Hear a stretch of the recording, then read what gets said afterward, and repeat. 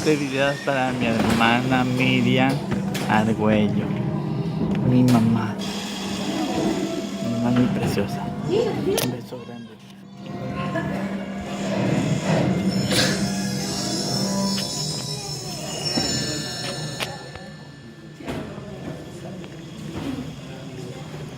It all began with a dream. The year is 22 BC. Herod the Great, king of Judea, who was crowned in Rome, is keen to strengthen the commercial ties between the Roman Empire and his kingdom. In his vision, Herod imagined a deep-water harbor to shelter ships from across the empire.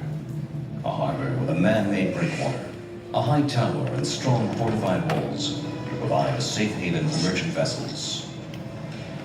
This was a revolutionary project, ambitious in scale and unique in the region.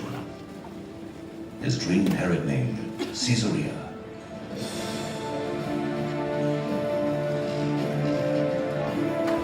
Thousands of workers toiled to make this dream a reality. Enormous wooden caissons are sunk into the sea to form the foundations of the massive breakwater.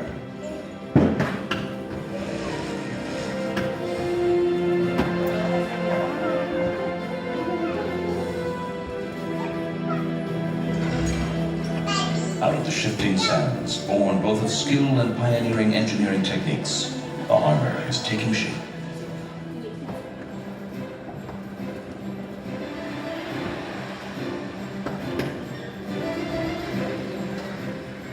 In a dozen years, Herod's dream has become real.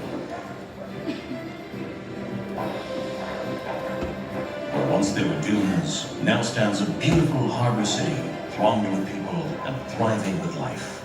Ships carrying rich cargoes arrive from all corners of the empire. The elegance of Caesarea is admired throughout the region. Merchants and workmen are everywhere. Towering above the harbor, the fire is burning bright on the Drusian Tower, bringing ships safely to port. To honor his Roman patrons, Herod builds a temple in the harbor front and dedicates it to the goddess Roma and Augustus Caesar. In return, he gains the trust of the Roman Empire, and his reign reaches as far as Syria.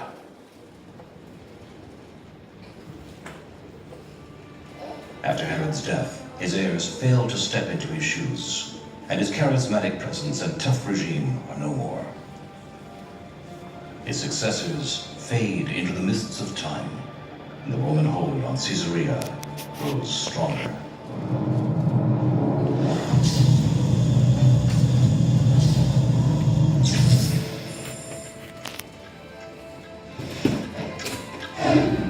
Caesarea becomes the capital of the Roman province of Palestine and headquarters of the Roman governor.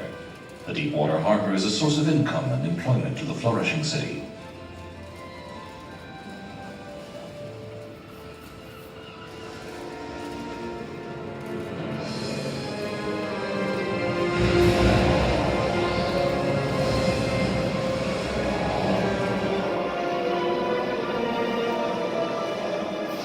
Mighty storms and earthquakes damage the breakwater and the fortified walls.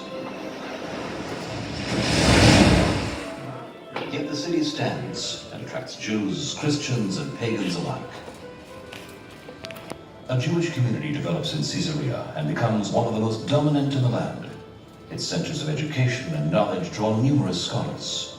Many entertainment venues are established in Caesarea. Theater plays and horse races draw huge audiences. Julio César.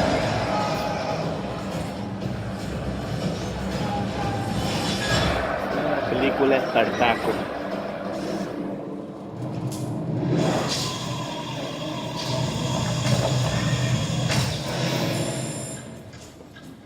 Medidor del tiempo, como de la luz.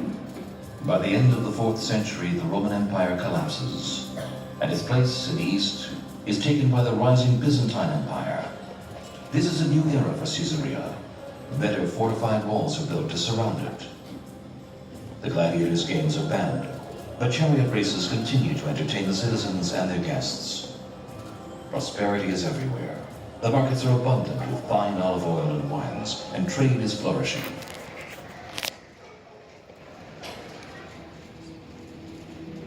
Christianity becomes the official religion of the Byzantine Empire. The The temple of the goddess Roma and Augustus Caesar is torn down to build in its place an amazing octagonal church. The city's wealth is clearly evident in the richly designed and decorated church. Alas, man-made work cannot survive the forces of nature for long. Severe earthquakes continue to hit Caesarea.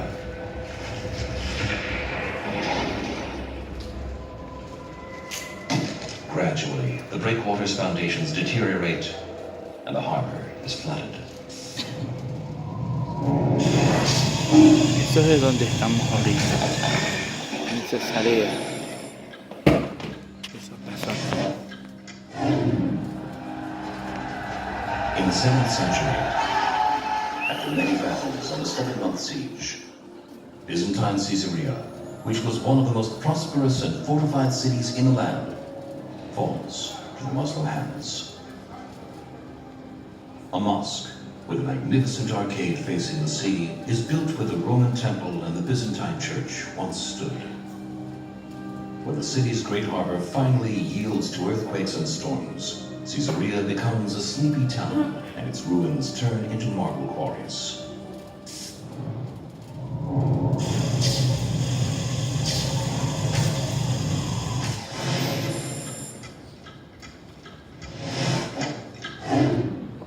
In the 12th century, once again, the tides of war are upon Caesarea. European crusaders invade the land, hoping to conquer the Christian holy cities. From the struggle of war, Caesarea emerges to be rebuilt.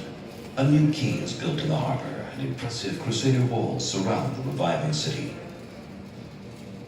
For 200 years, the wars between Muslims and crusaders have shattered the Holy Land. It is the year 1265. An immense and powerful Muslim army is approaching Caesarea's walls, led by the Mamluk Sultan, Baybars.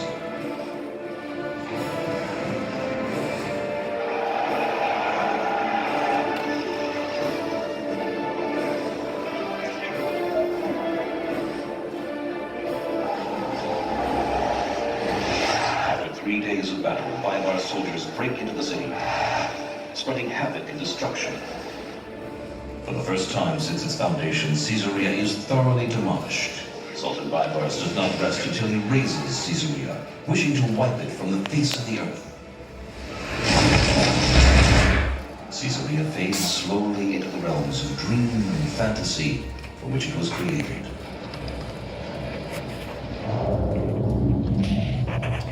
Se hundió la ciudad.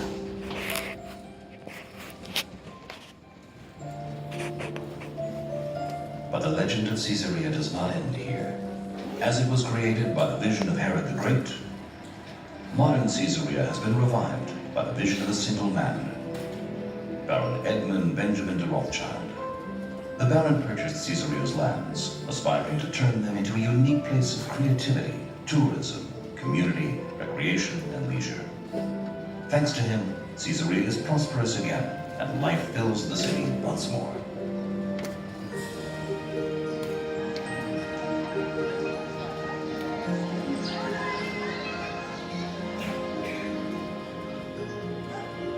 Today, Caesarea combines an industrial research and development park, a leading community, together with some of Israel's most beautiful tourist sites. The buildings that we see here are dated from over 100 years ago and were built for Bosnian refugees. But their foundations were laid precisely where once stood the Roman Temple, the Drusian Tower, and the ancient walls of Caesarea. Most of Caesarea's harbor is immersed under the sea, but the theater and the hippodrome stand as they were in ancient times. And the city's glorious past is evident and complements today's development.